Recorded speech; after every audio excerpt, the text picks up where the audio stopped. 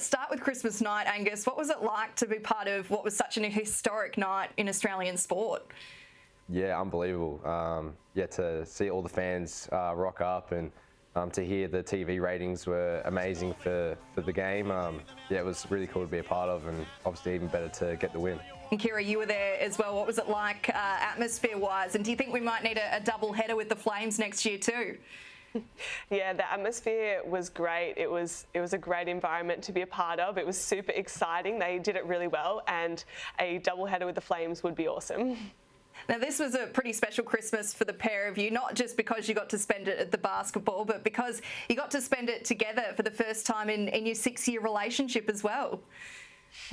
Yes, first time in 6 years, which was really nice. Unfortunately, until now, basketball's kept us apart, so it was great to have a Christmas together.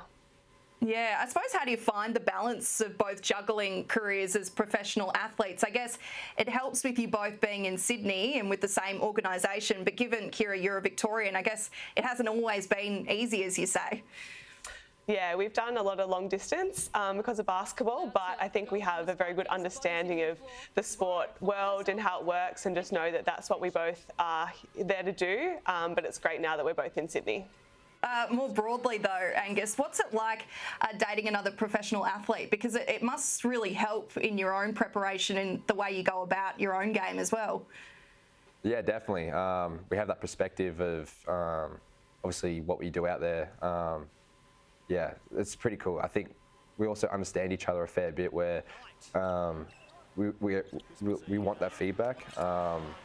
Maybe I'm a bit different to Kiera, where on a win, where we both want to listen to each other, talk a lot, and off a loss, Kiera's more wants to still hear the feedback, where I'm pretty much leave me alone for 24 hours and then you can talk to me. I'm a bit mad after a loss, whether I play good or bad, whatever it is, I just want to win. So, but it's great to have that perspective in this relationship for sure.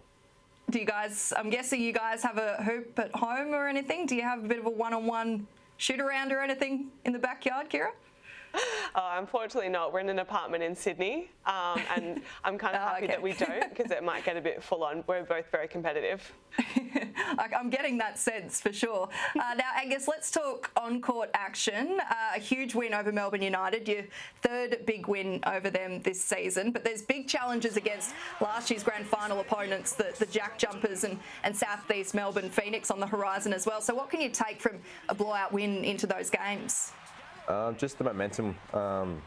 We put together a pretty good four-quarter effort against Melbourne. A couple of lapses here and there to allow them to get back in the game, but obviously a big talking point for us this year has been our fourth quarter, and felt like where we started in the fourth to where we finished was a very positive sign for us. And obviously last time we played Tassie, we were up I think 12 or 14 at the start of the fourth quarter, and we let that slip. To have a bit of that momentum against Melbourne, hopefully we can carry that into against Tassie and South East Melbourne going forward.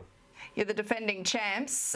You're 12-5 on the season. Obviously, sometimes when you do get to the summit, it can be easy to slip, but you guys just seem to be going from strength to strength. What is it that's making it all click again this season? Just the hunger to try and go back to back. I guess once you win one, you actually get so much more hungry to win another one. So everyone's super hungry to try and go back to back, and to have a core group that we had last year already know Chase's system, and to bring in the new guys who got up to speed really quick with that core group. It's just been working really well for us. But the thing is, I think there's still a long way for us to go to reach our potential as a group. You're playing in a stacked Sydney Kings team, as you have been for the last couple of seasons, but you're averaging about 6 points a game and shooting 54% from the field. What are you working on this year, especially seeing as you're coming off contract at the end of the season? I think just trying to do what I can do to help the team win. I've worked on my shooting a fair bit. I think losing guys like Ian Clark and some of those other guys like Jalen Adams and stuff, I thought I had to step up a bit on the shooting department, and I've delivered so far this year, I think, with shooting the ball, but still a long way to go in the season. Just that, and just trying to take an aggressive mindset into each game, and just seeing what the game presents itself and go from there. Yeah, next chapter to come this Friday against the Jack Jumpers. But also on Friday, we have the Flames back in action in a doubleheader with the men's at Qudos Bank Arena in Sydney. Kiera, what does it mean to have the women's side be able to play on the same stage as the men and hopefully in front of a big crowd and absorb that sort of momentum that the Kings are going on as well at the moment? Yeah, it's great to have the doubleheader with the Kings at Qudos. It's a great atmosphere, and as you said, it's great to have the fans being able to come to both games. It really lifts the atmosphere for both of us, really, and just the excitement of a whole day experience for fans. So great to have another doubleheader coming up this weekend. You're up against the UC Capitals, a team you've beaten twice already this season, so a great chance to potentially get some more momentum before winnable away games against the Perth Lynx and Adelaide as well.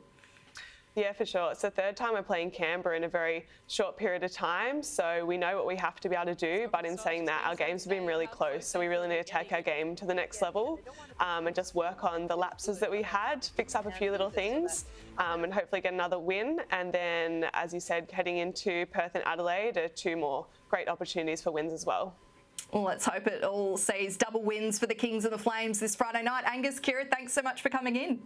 Thank you. Thank you.